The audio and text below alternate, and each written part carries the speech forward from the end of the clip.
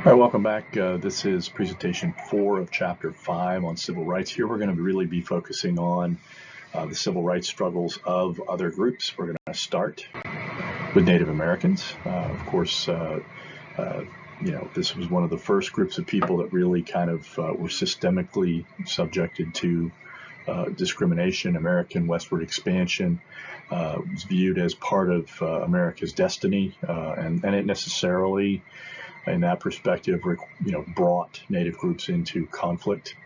The legal status of Native Americans was always, basically discriminatory. At least initially, they were described as non-citizens, and frankly, many Americans viewed them as non-human.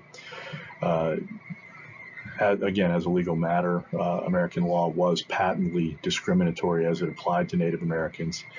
Each tribe was defined as a nation, and its nation members, they were denied citizenship on the argument that they couldn't be simultaneously loyal to their tribe and the United States. The idea of dual citizenship really didn't exist until the later part of the 19th century.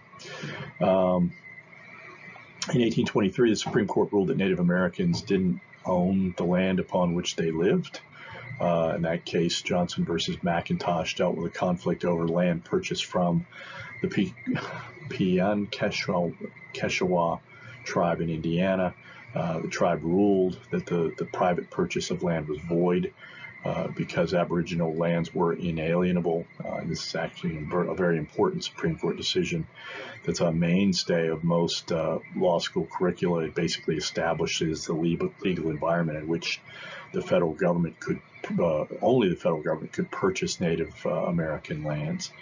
Native Americans didn't receive citizenship until 1924 with the Indian Citizenship Act. It also reflects a longer history in which the federal government attempted to coerce Native Americans to surrender tribal sovereignty as members of dependent domestic nations. Prior laws drafted in the 19th century, like the Dawes Act, attempted to break up the various tribes by encouraging individuals to establish individual land ownership through what was known as allotment of land into single purchaser, single owner parcels.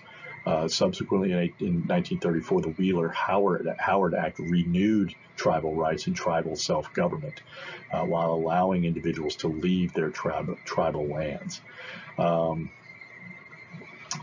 Let's see, Native American civil rights groups really kind of, again, there's a long-standing nature of Native American protest to discrimination in the law. But again, for a large part, it really originates in the 1960s with a lot of people, again, organizing and using the law and using protest to basically argue that they are being denied the rights that are available to other citizens. Disabled Americans, the Rehabilitation Act is a very consequential law for people who suffer from disabilities. Section 504 of the Rehabilitation Act outlawed discrimination against individuals on the basis of disability. Again, for much of American history, people considered disabled struggled to find employment. Section 504 effectively covered all persons with a documented disability under the 14th Amendment's equal protection clause. Following up on the success of other interest groups, the disability movement founded the Disability Rights Education and Defense Fund, DREDF, in 1979. And then, of course, one of the landmark laws dealing with this is the Americans with Disabilities Act, which provided the movement with its greatest success. And the main thrust of the ADA was to ensure disabled people had access to public spaces, and it prohibits discrimination in employment, housing, and health care.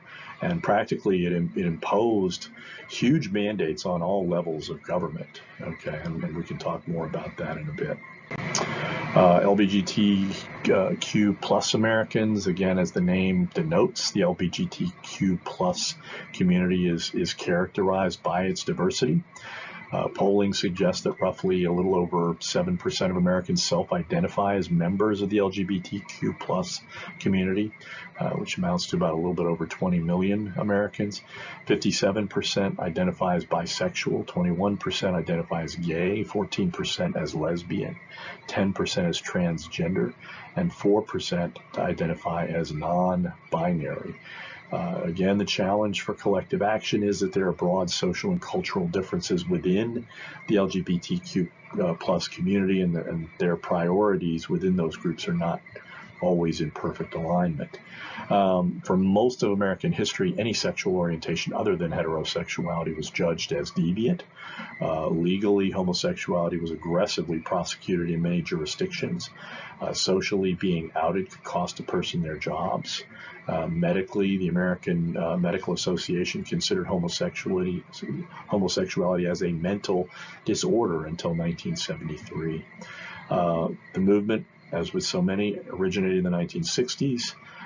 Gay rights came to national attention after a police raid on the Stonewall Inn, which was a gay bar operated by the Mafia in New York City's Greenwich Village. As a result of the attempted police raid, the gay community rose up. They protested for 3 days. You had a spontaneous uprising that, ended up creating what became known as the Gay Pride. The first Gay Pride March originated there. Legal challenges to anti-LGBTQ plus legal discrimination really experienced little success until the 1990s. Again,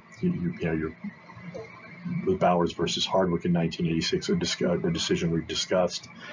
There has been success with the Obergefell decision and the Lawrence v. Texas decision. And now, of course, you're seeing a reaction to that. The anti-woke movement is effectively saying that straight people should have a right to be intolerant, frankly, of people that they think are committing sins. Civil rights today. This is, again, we're at a crossroads in civil rights, as with so many things, and civil rights is at the heart of a lot of the cultural conflicts that we're dealing with today. Affirmative action, again, the premise of affirmative action is that government policies are required to redress past injustices against specific groups. A key legal question is who bears the burden of proof, in terms of figuring out how to manage these kinds of things. An early example of affirmative action was Lyndon Johnson's executive orders promoting minority employment in federal civil service and in companies doing business contracting with the government. Now those things are under challenge, and there was a recent federal district court decision that basically said that those kinds of set-asides are in fact unconstitutional. I'm skeptical that particular decision will stand, but we'll find out in the near future. One major issue that provoked controversy, again, concerns college admissions policies. In 2003, you actually had 2 cases, again, that addressed the question of whether, attempting to make sure that a campus is diverse, whether admissions policies, taking those kinds of questions into account, whether they are, whether they amount to reverse discrimination. The courts ultimately in those 2 cases said that colleges can do those kinds of things. They can, diversity is worthy of pursuing, but that it can't be pursued by strict numerical quotas. In other words, you can't say a certain number of admission slots are made available to this group. And of course, recently, you have the same, you have these decisions pushed even further in rejecting the constitutionality of affirmative action in college admissions. So at this point, what we're going to see, unfortunately, is that you're going to see a lot of colleges and universities admissions excluding large numbers of minority groups, because they're not allowed to try and pursue affirmative action. Again, they're trying to act as though discrimination no longer exists. Let's see. Immigration, even as a nation of immigrants, the issue of immigration is a highly contentious. The Supreme Court has ruled that undocumented immigrants are eligible for education and emergency medical care. Immigration advocacy groups have long advocated passage of the DREAM Act, which is again designed to make it so that people who were born here have and their parents have access to certain resources. It would have allowed undocumented individuals as a pathway to citizenship through either military service or college attendance. In the absence of congressional action, then President Obama has issued an executive order. Again, that got reversed when Donald Trump became president. It was subsequently re-reversed when Biden became president. That's pretty much how we're going to deal with these things going forward.